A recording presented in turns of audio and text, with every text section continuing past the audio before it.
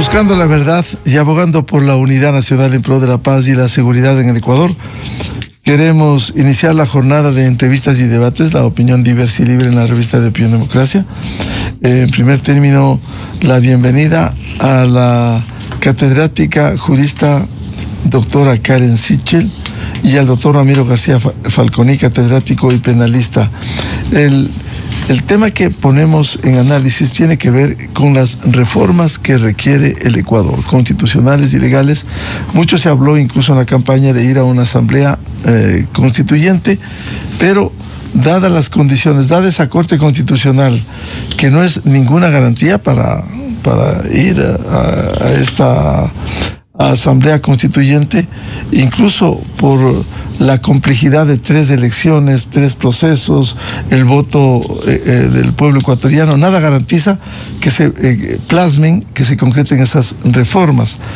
Pero esta semana el ministro de Gobierno, José de la Gasca, señaló que el primer escenario para ir a estas reformas, que es lo lógico, como han dicho respetables juristas, la Asamblea Nacional. Por favor, si ponemos la declaración en Teleamazonas del ministro de la Gasca.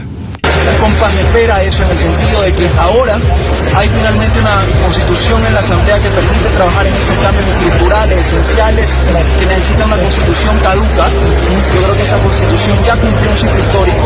Tenemos que cambiar de instrumento, pero para eso hay mecanismos que están previstos en la constitución, pidiendo en la Asamblea Constituyente el más extremo, pero creo que hay que dejar trabajar a la Asamblea. Creo que hay que ver las alternativas democráticas que tenemos hoy en día. El país lo que quiere es que trabajemos para resolver los problemas de los ecuatorianos, no solamente en lo político. Tenemos asuntos serios que discutir. Creo que finalmente la Asamblea va a ser ese gran espacio de diálogo, de consenso y de trabajo. El escenario, la Asamblea Nacional. ¿Qué piensa? Bienvenida, doctora Karen Sichel. Muy buen día. Buenos días, Miguel, Ramiro, muchísimas gracias por la invitación. Bueno, yo pienso que es la línea correcta. Pienso que no es el momento de llamar a una asamblea constituyente bajo estas circunstancias y bajo el proceso que la Corte Constitucional ha delineado en su jurisprudencia, que nos llevaría indudablemente a 3 procesos electorales. Creo que es mucho mejor a la última posición que recibimos del ministro de Gobierno, en donde él nos decía que tal vez nos íbamos a una constituyente express, lo cual era bastante preocupante porque esto implicaba saltarse procesos constitucionales, y creo que incluso se estaba jugando con ideas un poco antidemocráticas de cómo se iba a conformar esa posible asamblea constituyente.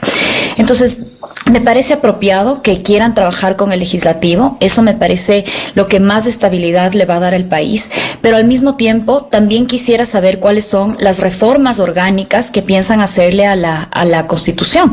No solo es cuestión de decirle a la Asamblea Nacional que trabaje ahora que tienen consolidada una mayoría, parecería ser de al menos 78, 77 votos, sino también que crece, ¿no? Que crece a veces hasta 80, 89, 88 votos, sino también habría que ver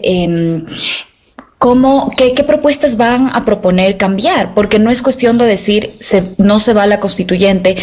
Sabemos que es una constitución que tiene instituciones muy perniciosas como el CPCCS, que tiene sistemas de designación de autoridades caducos, que tiene órganos que tienen demasiado control como el Consejo de la Judicatura.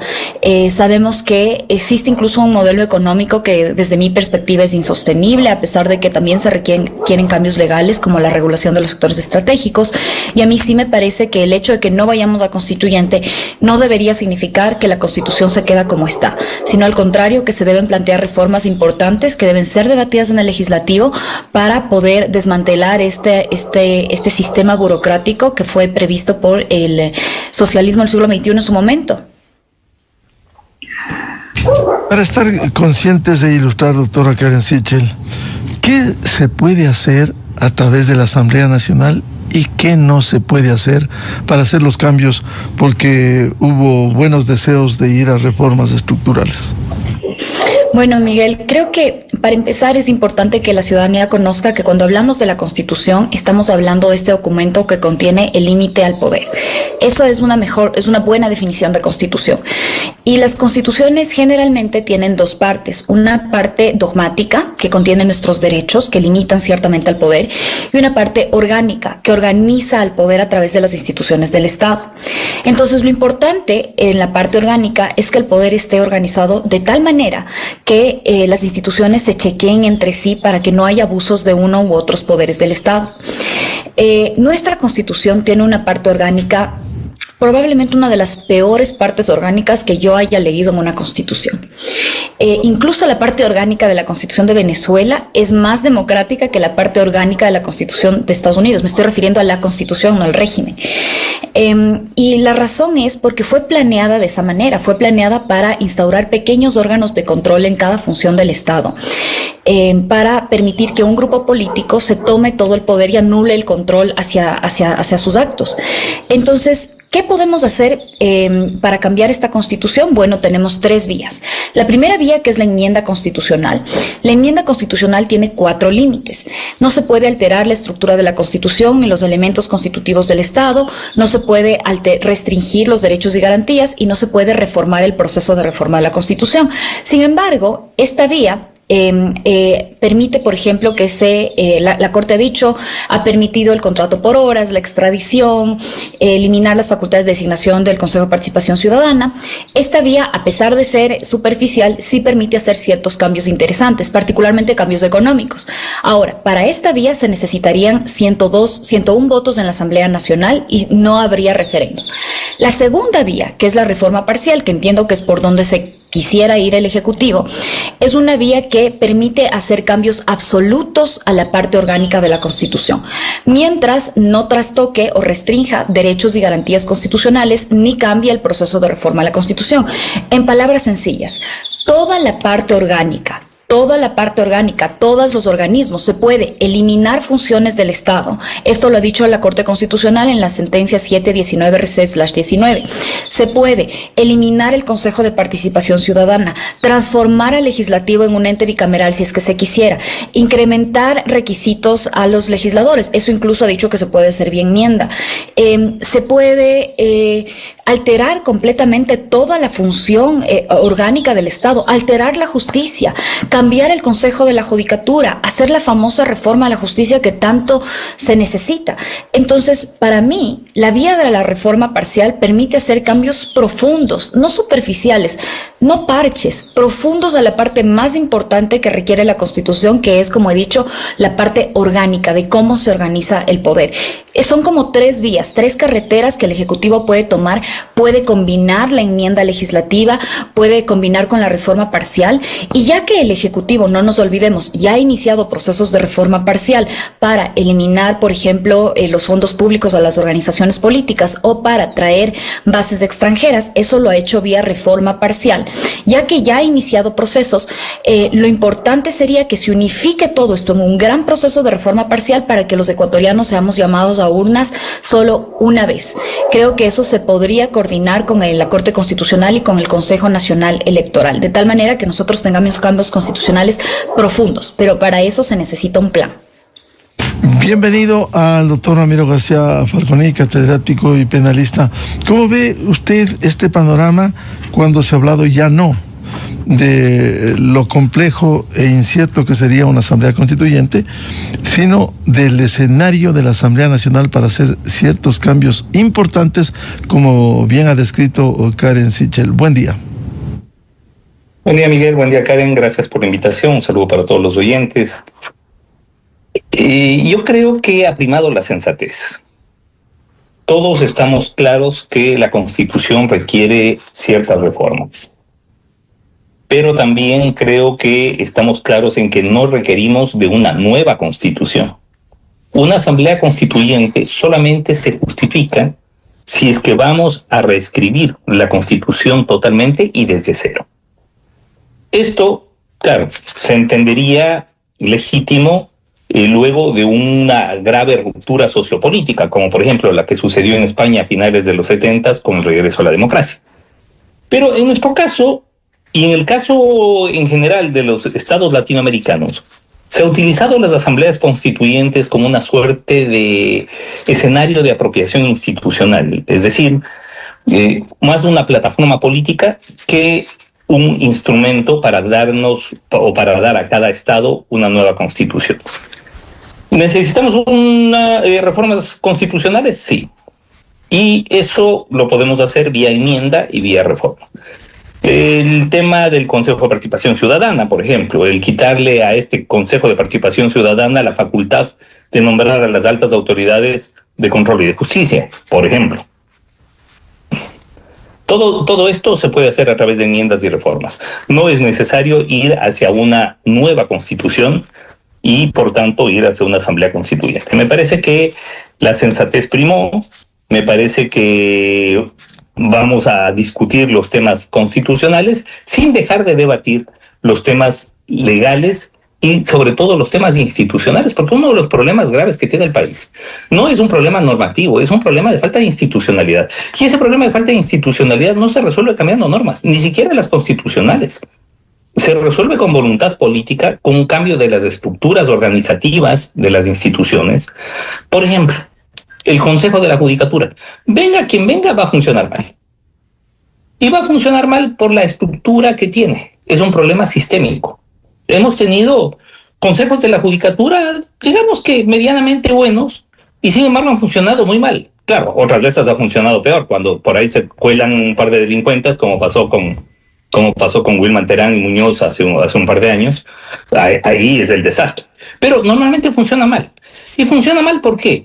Porque tiene problemas estructurales, tiene problemas sistémicos. El Consejo de la Judicatura parte de un esquema de reparto, en donde al un vocal le toca Pichincha, al otro vocal le toca Guayas, al otro vocal le toca Manabí, al uno le toca la Dirección Nacional de Acceso a la Justicia, al otro la Dirección Nacional de TICS. Es decir, se reparten. Y claro, resulta que para ser amanuense de la unidad judicial del Carmen, yo tengo que cumplir ciertos requisitos y tengo que someterme a un proceso de oposición, por decirlo de alguna manera. Pero para ser director provincial de Manabí, del Consejo de la Judicatura, no tengo que pasar absolutamente nada. Es simplemente cuestión de que el vocal al que le cupo en suerte tener Manabí decida que Ramiro García va a ser el director provincial. Entonces, claro, mientras esto suceda, vamos a tener directores provinciales políticamente condicionados, directores nacionales políticamente condicionados, y una justicia que no camina para ningún lado. O sea, usted ve, si nos ponemos a ver, más allá del trabajo del día a día que puede hacer el Consejo de la Judicatura, ¿hacia dónde va? O sea, la respuesta es no sé, porque no existe un plan. No existe un programa sistémico que nos diga la justicia en 5 años va a estar así, en 10 así y en 20 así. Ahora, lo mismo deberíamos pedir también de las reformas constitucionales, claro, porque podemos hacer una especie de lluvia de ideas de qué podemos reformar a la Constitución. Y cada cual la va a decir desde su perspectiva. Habrá quienes, por ejemplo, consideran que es necesario abrir a la inversión privada, el tema de los sectores estratégicos. Habrá otros que digan no, es necesario que se mantenga dentro del control del Estado. Pero eso sí son perspectivas. Pero la pregunta es, ¿hacia dónde vamos? ¿Hacia dónde quiere caminar? ¿Hacia dónde quiere dirigir el Estado? Y en función de eso, delinear las reformas constitucionales, porque lo contrario es, se me ocurre una cosa por aquí, se me ocurre otra cosa por acá, ya se les ocurrirá un cambio en temas, qué sé yo, de derechos reproductivos o en cualquier cosa y nos pasaremos hablando de eso. No, a ver, la pregunta es, ¿qué modelo de Estado queremos? ¿Qué modelo de Estado queremos a futuro? ¿Hacia dónde queremos llevarle al Ecuador a 2030, a 2050, a 2070? Entonces, claro, depende de eso para poder establecer una estructura básica de reformas constitucionales. Entonces, lo primero que deberíamos pedir, ya que, insisto, ha primado la sensatez al no llamar a una asamblea constituyente y acogerse a los mecanismos de enmienda y reforma, bueno, ¿qué es lo que usted propone como gobernante? Usted como gobierno, ¿hacia dónde nos quiere llevar? Y en función de eso, ¿cuáles son las reformas constitucionales que tenemos que hacer para navegar en esas aguas. Eso es básicamente lo que tenemos que hacer. Y yo creo que ese va a ser el gran reto de este gobierno, el poder mostrarnos que más allá de reformas aisladas, que todos las conocemos y que ya las hemos venido debatiendo desde hace tiempo, hay un rumbo, hay una brújula, hay un norte. Queremos saber hacia dónde vamos. Así que yo creo que va un poco por ahí el debate en este punto. Hay que exigir que se nos diga, bueno, cuál es el país que queremos y en base de eso, qué reformas tenemos que hacer para lograr ese modelo de país. En el tema de la justicia, fundamentalmente, doctor Ramiro García, ¿qué se puede hacer? Y el tema del órgano administrativo disciplinario, Consejo de la Judicatura, ¿qué se puede cambiar vía Asamblea Nacional? Mire, se puede cambiar muchísimo vía reformas legales, sobre todo. Vía reformas constitucionales no tanto, porque, ojo, en la Constitución no podemos caer en ese reglamentarismo constitucional del que se hablaba hace algunos años. Nuestra Constitución es enorme. O sea, si usted le compara con cualquier otra constitución de la región, por ejemplo, va a ver que en algunos casos duplica el número de artículos. ¿Por qué? Porque se cayó en ese casi reglamentarismo constitucional. Es decir, utilizar a la Constitución para temas totalmente específicos, cuando una Constitución tiene que referirse a estructuras generales que luego terminan aterrizando en leyes ahí sí específicas sobre temas específicos. Pero en materia judicial y en materia de justicia es mucho lo que se tiene que hacer.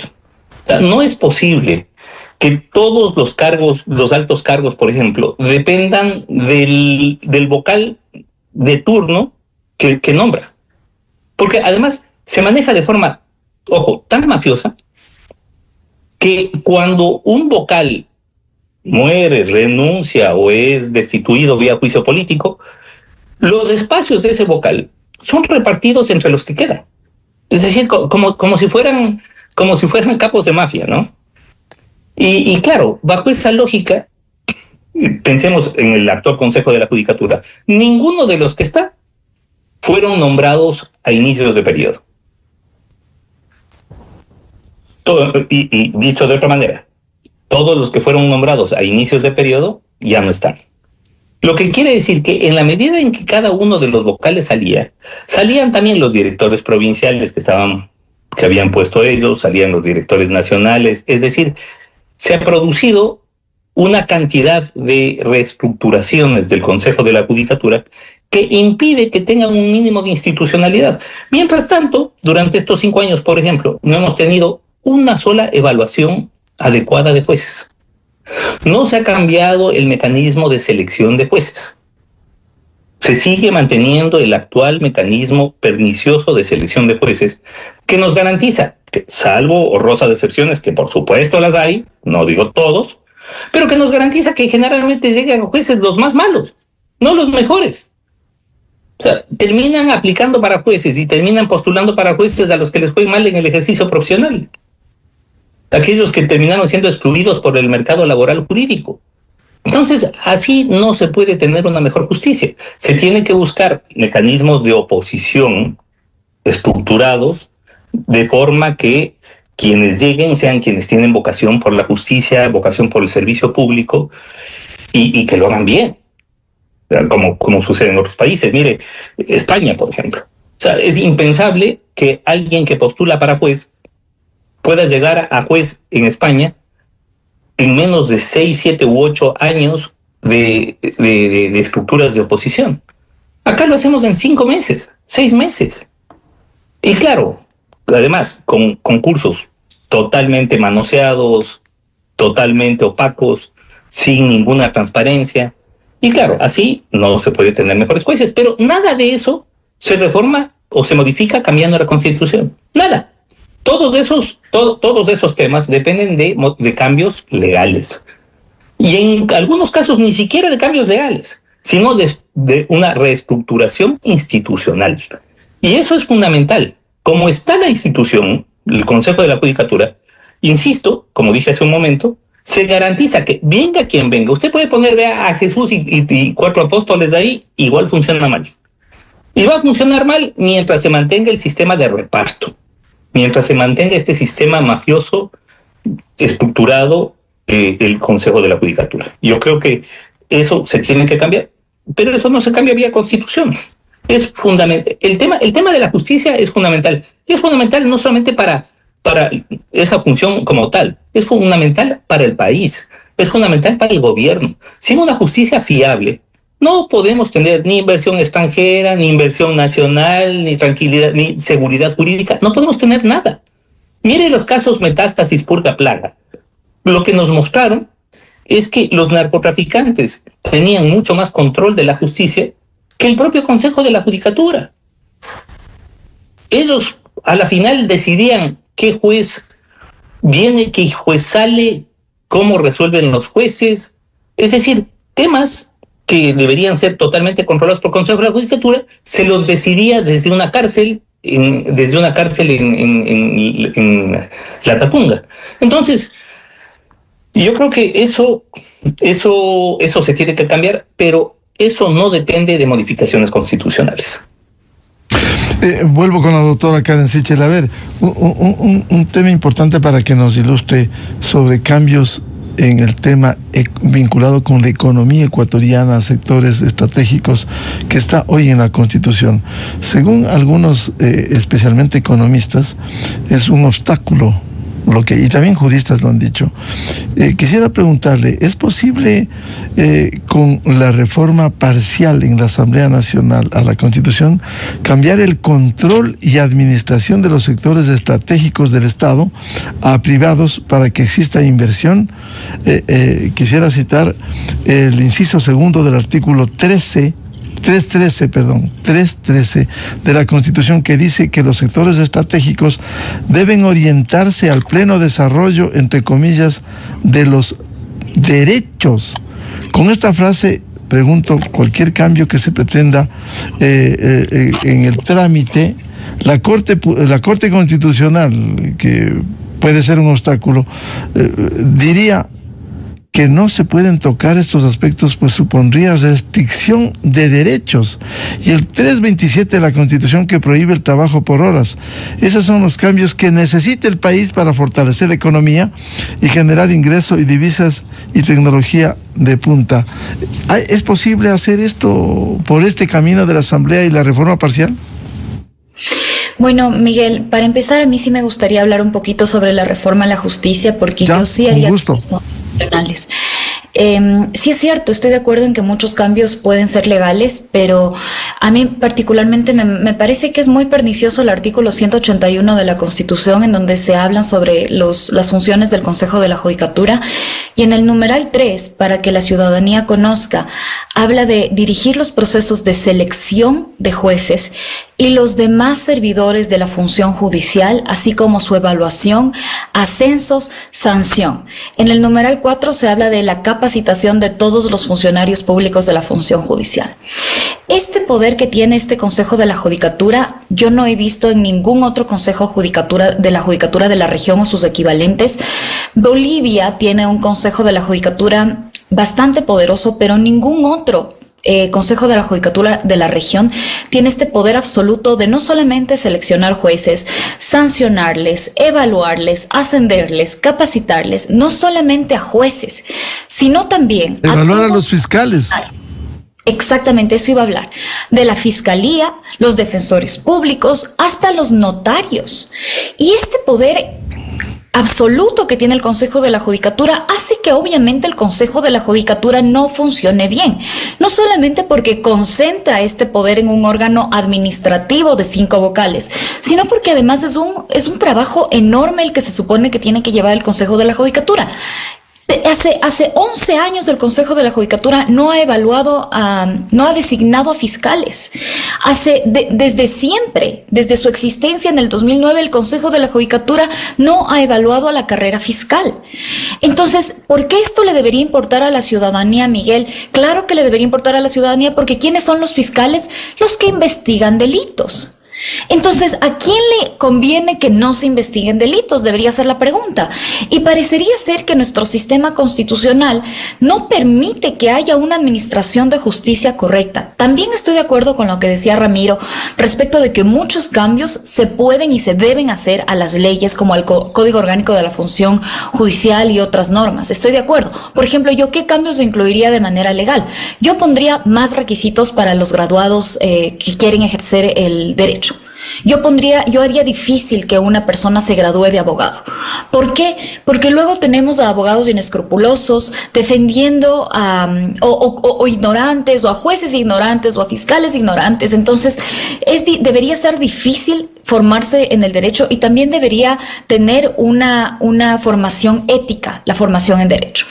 Entonces, yo creo que el problema es tanto constitucional, particularmente respecto de las funciones enormes que tiene el Consejo de la Judicatura. Y de hecho, respecto de lo que usted mencionaba, Miguel, en la región nosotros hicimos un análisis de 13 países, 11 le daban la independencia, la autonomía a la Fiscalía para que designe y evalúe a sus propios fiscales. Ecuador es la excepción, y de hecho hay reportes de la Comisión Interamericana de Derechos Humanos en donde sugiere que se cambie el mecanismo de selección de fiscales de tal manera que sea un órgano autónomo. Lamentablemente eso no tenemos en el Ecuador, y eso es un cambio constitucional que desde mi perspectiva merece que haya, particularmente donde hay tanto crimen organizado y se necesita fiscales preparados, capacitados, técnicos y constantemente evaluados, como en el Ecuador. Entonces, esa sería mi perspectiva, y también estoy de acuerdo con lo que decía Ramiro respecto de los cambios constitucionales y legales tienen un límite. Si no se cambia la cultura, no vamos a ir a ningún lado, y ahí sí creo que la ciudadanía tiene que modular sus expectativas respecto de los cambios legales y constitucionales que vienen. Son necesarios, por supuesto, pero tampoco son la salida absoluta de todos nuestros problemas. Y respecto a la pregunta que usted me hacía, Miguel, para mí los cambios en materia económica podrían tramitarse de manera vía enmienda legislativa. La enmienda legislativa es esta carretera que yo decía al inicio de mi intervención, en donde no se necesita ir a referéndum y se puede aprobar con 101 votos. Ahora, yo sé que esto es difícil porque en la Asamblea finalmente hay una oposición que es la Revolución Ciudadana, que generalmente se ha opuesto a cualquier cambio que se ha presentado. La Revolución Ciudadana se ha opuesto, pero creo que la coyuntura del país podría permitir que ciertos asambleístas quizá reflexionen, quizás la asambleísta Anabel Asín hablaba de un cambio en la oposición que me parece a mí interesante formular y plantear, y quizás se consigan los votos. Si es que no se consiguen los votos vía enmienda, entonces sí se podría hacer vía reforma parcial. Y usted hablaba del artículo 313, yo le voy a poner el artículo que a mí me parece el peor artículo en cuanto a los sectores estratégicos, que es el artículo 316 de la Constitución, que habla de que el Estado sí puede delegar el manejo de sectores estratégicos. En otras palabras, sectores estratégicos puede ser cualquier cosa que tenga un valor económico para el Estado, solamente a empresas mixtas de las cuales el Estado tenga mayoría accionaria. Para mí ese es el mayor problema del manejo de los sectores estratégicos en el Ecuador, que ahuyenta a la inversión privada, porque ningún privado va a querer aliarse con el Estado para manejar su empresa, en donde además el Estado tenga mayoría accionaria. Y luego el inciso segundo sí habla de que el Estado puede de manera excepcional delegar a la iniciativa privada y a la economía popular solidaria en los casos que establezca la ley. Ahora, la ley, entiendo, en esta materia suele ser bastante abierta para permitir precisamente esta delegación, y es por eso y es de esta manera a través de los cuales la poca inversión privada que existe en el Ecuador se da a través de casos excepcionales. Y yo por eso he escuchado a algunos expertos en economía y en manejo de sectores estratégicos, en energía, telecomunicaciones, que ellos señalan que los problemas no están tanto en la Constitución, sino están en la ley. Yo creo que tienen un punto importante. Ciertamente a través de esta excepcionalidad sí se ha permitido que haya inversión privada en el Ecuador, o una mínima inversión privada en el Ecuador, pero yo creo que este régimen socialista del siglo XXI sí que ahuyenta a muchos inversionistas para que vengan a invertir en el Ecuador. Entonces, para mí los cambios nuevamente deberían ser constitucionales, véase enmienda o reforma parcial, si es que no se puede, porque siempre es difícil, a los ecuatorianos nos cuesta hablar de temas económicos, nos cuesta dejar el resentimiento a un lado para ponernos de acuerdo en asuntos que podrían beneficiarnos a todos. Yo creo que entonces la vía sería continuar una mejor regulación en ámbitos legales, en donde se den las condiciones para que los inversionistas vengan a trabajar acá. Y eso, nuevamente, es un cambio de ley, pero también es un cambio de cultura. Los inversionistas no van a venir si es que saben que no existe estabilidad, que no existe seguridad jurídica, si es que saben que la justicia no funciona, si es que no tienen garantías mínimas de libre mercado. Y eso es un cambio que tiene que haber a partir del gobierno. El gobierno tiene que comenzar cumpliendo con la ley. El Estado tiene que garantizar una justicia mínima y confiable, y esa es la mejor garantía para que venga la inversión extranjera directa al Ecuador. Karen, pero hemos escuchado a economistas respetables como Alberto Acosta Burneo que si no se cambia el 313, siempre la Corte, a sabiendas de cómo es la Corte Constitucional que ampara el tema de los derechos, el 313 dice que los sectores estratégicos deben orientarse al pleno desarrollo de los derechos. Entonces, no es un obstáculo con el que se puede pasar, más allá de la acción que debe tomar, por cierto, el Ejecutivo, y que haya seguridad jurídica en el Ecuador. A ver, la Corte Constitucional ha señalado en su jurisprudencia que el limitar derechos y garantías se refiere a imponer restricciones no justificables de manera lógica, pasando el test de proporcionalidad. Es decir, cuando nosotros hablamos de la limitación de derechos y garantías, tenemos que hacer un test, y eso ha hecho la Corte, un test de proporcionalidad para entender si es que la restricción que se ha impuesta es proporcional o no es proporcional. Miguel, es por eso que vía enmienda, que tiene este límite, sí se pudo establecer la extradición, a pesar de que el artículo 79, me parece, establecía que los ecuatorianos teníamos derecho a no ser juzgados en el extranjero. Sin embargo, haciendo un balance, la Corte Constitucional determinó que la extradición, que permite que a ecuatorianos que cometen delitos transnacionales o otro tipo de delitos puedan ser juzgados en el extranjero. Entonces, a lo que me refiero aquí es, e incluso con la contratación por horas, el artículo 327 hablaba de que estaba prohibida la contratación por horas. La Corte hizo un análisis, vio si es que se restringía injustificadamente el derecho y decidió que no se restringía injustificadamente el derecho. Entonces, el que la palabra diga derecho no significa que la Corte va a decir que no es vía enmienda o que no es vía reforma parcial. Lo que está diciendo la norma que usted ha señalado es que debido a que la Constitución reconoce tantos derechos, particularmente los derechos que se conocen como de segunda generación, que son los derechos económicos y sociales y culturales, los DESC, el Estado tiene que cumplir esos derechos a través de actividades económicas. Pero no es que los ciudadanos tengamos el derecho a que el Estado tenga estas facultades económicas o este rol tan importante en la economía. Nosotros tenemos derecho a que esos derechos se cumplan, nuestros derechos básicos se cumplan. Ahora, si es que el Estado decida cumplirlos, asumiendo él todas las facultades para cumplir, facultades económicas para cumplirlo, es una perspectiva. Pero también hay países que deciden cumplir esos derechos a través de un sistema en donde el Estado tiene menos intervención. Ambos sistemas se discuten, habrá personas que estarán a favor y habrá personas que estarán en contra. Pero esto no implica que necesariamente para que los ecuatorianos tengamos derechos, el Estado tiene que asumir este rol absoluto y obeso en la economía.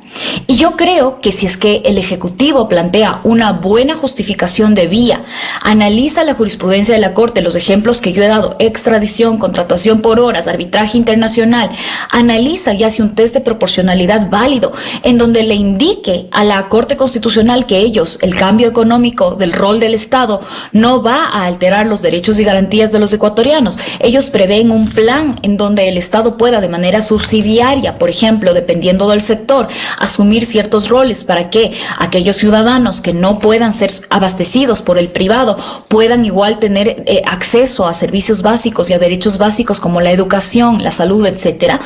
Creo yo que la Corte Constitucional podría dar paso, pero nuevamente esto depende de una labor minuciosa del Ejecutivo. Pero yo no soy partidaria de lo que ha dicho en este caso un respetable economista, en donde solamente porque dice la palabra derecho significa que no nos podemos meter ahí. ahí. No. Hay que estudiar la jurisprudencia de la Corte Constitucional para saber cómo es que la Corte entiende la limitación de derechos, y hay que ver que la Corte ha sido flexible y razonable en esto, si es que se le presentan suficientes elementos de convicción para que la Corte diga esto no está limitando los derechos de manera injustificada de los ciudadanos. Y ciertamente el rol económico del Estado no limita injustificadamente los derechos de los ecuatorianos, siempre y cuando se prevea un plan económico que permita la accesibilidad. Para concluir con usted, doctora Karen Sechiri, y luego pasar con Ramiro García, quisiera un comentario. Hoy en Diario Expreso publica un artículo el doctor Francisco Rosales Ramos sobre las reformas constitucionales, y él dice: lo que requiere el país es echar al canasto la Constitución del 2008 y sustituirla por una moderna, democrática, liberal, coherente, que facilite el desarrollo y que sea escrita por ecuatorianos y no extremistas españoles. Y él describe la complejidad, las elecciones, las 3 instancias, es decir, va a resultar difícil, lo que dice el doctor Francisco Rosales Ramos, que se eche al canasto como está la Constitución del 2008. Bueno, ciertamente rehacer una nueva constitución es difícil. ¿Por qué? Porque la constitución del 2008 puso los famosos candados. Hemos hablado de 3 candados. La enmienda, que es el candado más sencillo de abrir; la reforma parcial, que tiene un poco de complejidad, 77 votos en la Asamblea Nacional y ganar un referéndum. Pero el mayor candado es la Asamblea Constituyente. Ahora, yo empatizo, Miguel, por supuesto que empatizo con esta necesidad de cambiar la Constitución. Particularmente yo he trabajado en varios procesos ciudadanos de reforma parcial con el Comité por la Institucionalización Democrática, y además gubernamentales con el expresidente Lasso para limitar al CPCCS, reducir movimientos políticos y entre otras reformas que se plantearon. Entonces, por supuesto que la Constitución, desde mi perspectiva, necesita reformas. Incluso hoy he hablado de unas reformas que yo haría a la función judicial. Pero hay que ver cuál es el camino, cuál es el mejor camino para hacer los cambios que todos queremos. Y hasta ahora, Miguel, yo no he escuchado a un solo analista que me diga: yo quiero hacer este cambio que sea sustancial, imperativo, prioritario, que requiera asamblea constituyente. Hablamos de cambios en la justicia. He dicho que eso se puede hacer vía reforma parcial, 719-RC/19.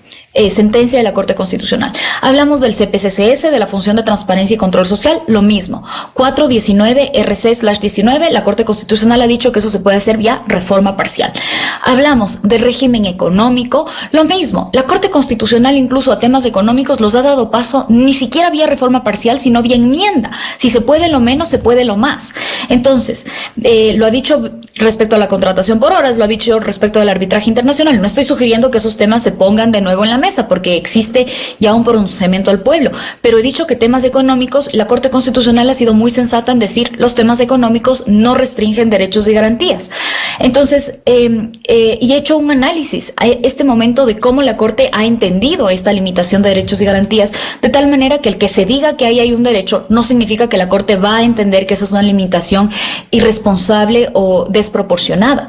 Entonces, hasta ahora, Miguel, yo no he encontrado una postura de un analista en donde me diga: yo quiero hacer este cambio que sea sustancial, que no se pueda hacer vía reforma parcial. Para mí, todos queremos, quizás esta posición se basa en esta emoción de que todos queremos cambiar ese monstruo de Montecristi, y yo empatizo con esa emoción, pero yo también llamo a la racionalidad. Es decir, queremos cambiar el monstruo de Montecristi, pero hagámosle en la vía que menos riesgos le traigan a los ecuatorianos, porque 3 procesos de votación es un riesgo muy alto para los cambios que se pueden hacer vía otras vías. Entonces, hagamos los cambios que nos permiten que sean profundos, por supuesto, que no sean parches, por supuesto. Para eso, el gobierno tiene que presentar un plan formidable de reformas constitucionales y luego también de reformas legales, porque muchos de los daños que sufrimos los ecuatorianos se dan por las normas legales que tenemos, que son básicamente que fueron aprobadas durante todo este periodo en donde la Revolución Ciudadana tuvo tanto poder en el legislativo. Parece que ahora eso está cambiando, y creo que es una buena noticia para la democracia. Pero sobre todo es una buena noticia para las personas que queremos cambios. Sabemos que la Revolución Ciudadana nunca los quiso. siempre se opuso, y ahora parece que hay una herramienta importante que se puede activar ahí, y creo que esa es la vía, no por ser timorata, no por no querer cambios, sino por ser estratégica, entendiendo lo que la Corte Constitucional ha dicho y sabiendo que se pueden hacer vía cambios profundos sin necesidad de someterle al país a tal nivel de inestabilidad. Muchas gracias, como siempre, y le comprometo a seguir hablando porque esto está en desarrollo, a la doctora Karen Sichel, jurista y catedrática. Muy amable, Karen. Vuelvo con el doctor Ramiro García. A ver, quisiera, además de estos temas que hemos abordado, plantearle otro del que hemos hablado con Ramiro García también. Si no hay como la constituyente, si el escenario es la Asamblea Nacional, reformas parciales o enmiendas, ¿qué se puede hacer con uno de los temas tan manoseados en el Ecuador como es la acción de protección o la acción extraordinaria de protección, que de alguna manera trata de anular la institución que ha habido de la cosa juzgada? ¿Qué hacer con eso para que pare el abuso que se ha visto en el Ecuador? Mire, Miguel, yo creo que más que abuso de las garantías jurisdiccionales de derechos constitucionales, lo que ha habido es jueces corruptos. Y eso se tiene que controlar a través del órgano administrativo disciplinario correspondiente, que es el Consejo de la Judicatura. Es decir, no es una cuestión de restringir las garantías jurisdiccionales, de acotarlas, porque esto además ya lo ha hecho la Corte Constitucional a través de sus decisiones. Ya nos ha dicho para qué sirve y para qué no sirve. Ya ha dicho cuándo es procedente y sobre todo cuándo, en qué eventos, en qué escenarios no es procedente. Sin embargo, los jueces se pasan por la faja las decisiones de la Corte Constitucional. ¿Por qué? Porque no hay un Consejo de la Judicatura que aplique adecuadamente el tema del error inexcusable y destituya a esos jueces que hacen mal uso y tergiversan las garantías jurisdiccionales, que se convirtieron en moneda de cambio entre 2023 y 2024, sobre todo en el Consejo de la Judicatura que presidió Wilman Terán.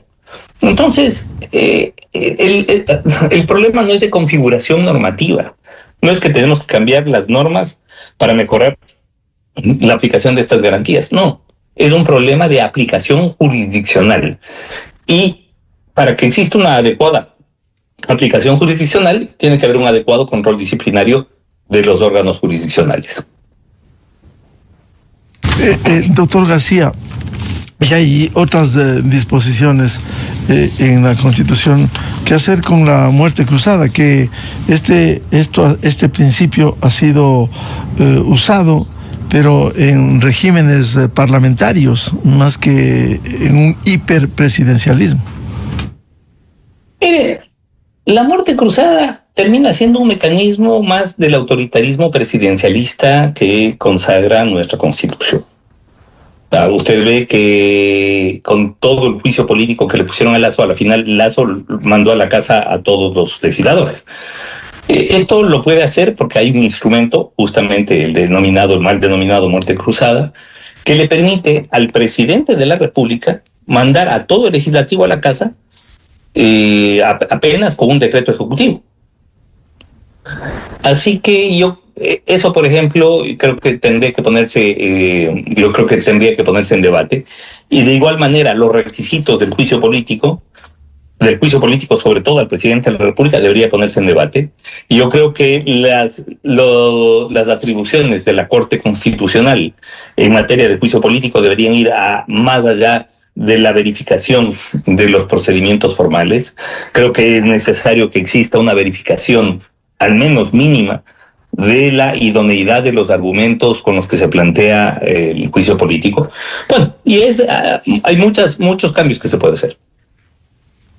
Doctor García, y finalmente usted ha sido claro respecto del Consejo de la Judicatura.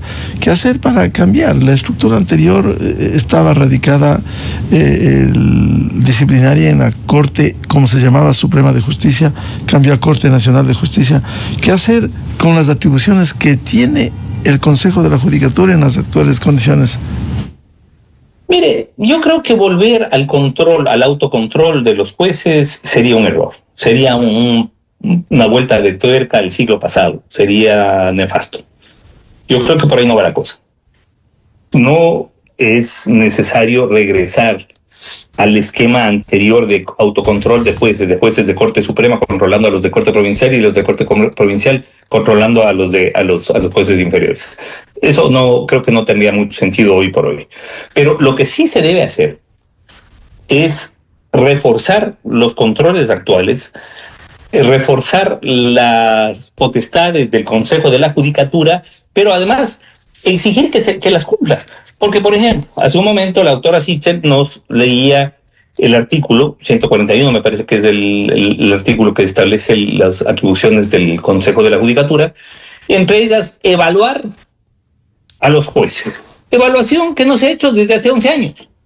Entonces, venga el Consejo de la Judicatura que venga, no está cumpliendo sus atribuciones. El problema no es que tiene demasiadas atribuciones. El problema es que las atribuciones que tiene no las ejecutan.